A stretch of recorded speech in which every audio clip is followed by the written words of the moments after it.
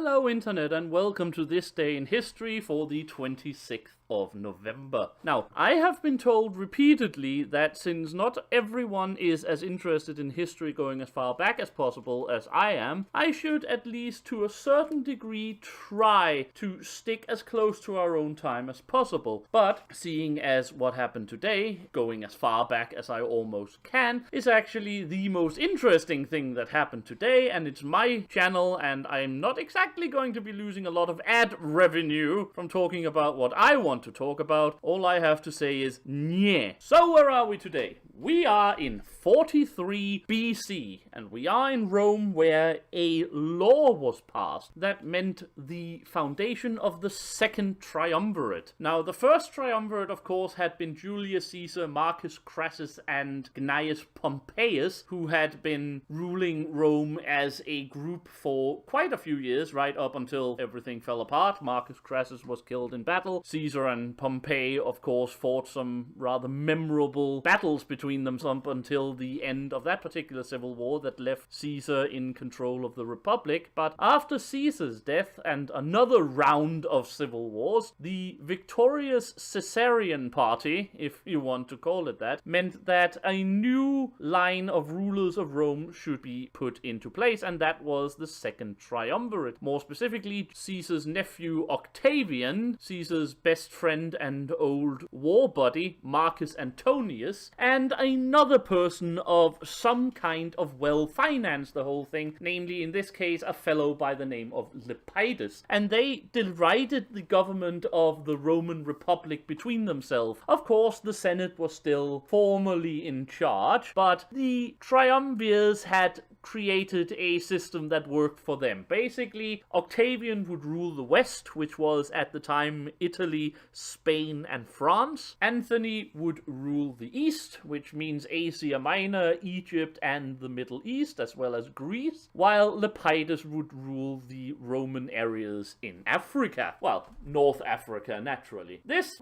held for a couple of years until Lepidus was put on a, shall we call it, sidetrack of power, and eventually Octavian and Mark Antony held yet another fresh round of civil wars between them, ending finally with the deaths of Mark Antony and his ally Cleopatra of Egypt, who had previously also probably been Caesar's mistress before she became Antony's, and the governance of the Roman Republic fully in the hand of Octavian, who within quite a few years managed to have himself declared princeps, i.e. the first, and also retrieve the honorary title Augustus, which is of course how we know him. Emperor Augustus, Augustus the Great, call him what you want, the first emperor of Imperial Rome, even if of course he never actually held any such title. He was imperator, but in Rome that just meant he had military preeminence over any other general, but he was never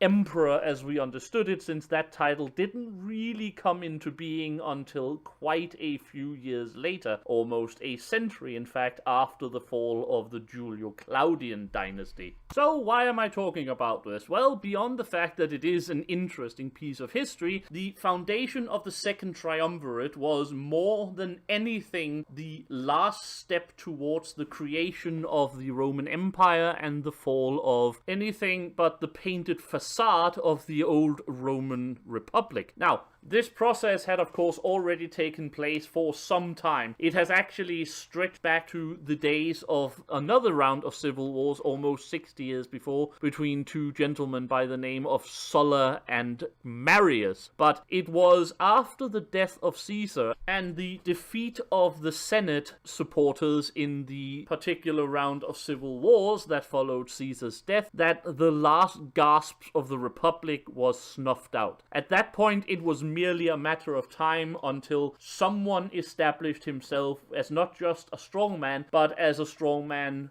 for life and with an actual dynasty following behind him, which of course Augustus was quick to do. He attempted to put several people upon the, shall we call it, pre-imperial throne to follow him, be it his own grandsons or various other persons who unfortunately all of them managed to die, until he finally settled on, or was forced to settle on, his adopted son Tiberius, who was a son of his wife by a previous husband, and thus founded what would eventually, after the fall of his great-great-grandson, become the Roman Empire in the middle of the 1st century AD. But all of this had its beginning in the law passed on this day in history in 43 AD. Not just an informal agreement of power sharing like the first triumvirate, but an actual law that says, yes, these three people are now in control of the Roman Republic in any meaningful way, shape, or fashion. Basically, you can say that was the minute where the Roman Republic voted itself out of existence, even though the actual process would take another century and a half. Well, I hope this has been of interest to you.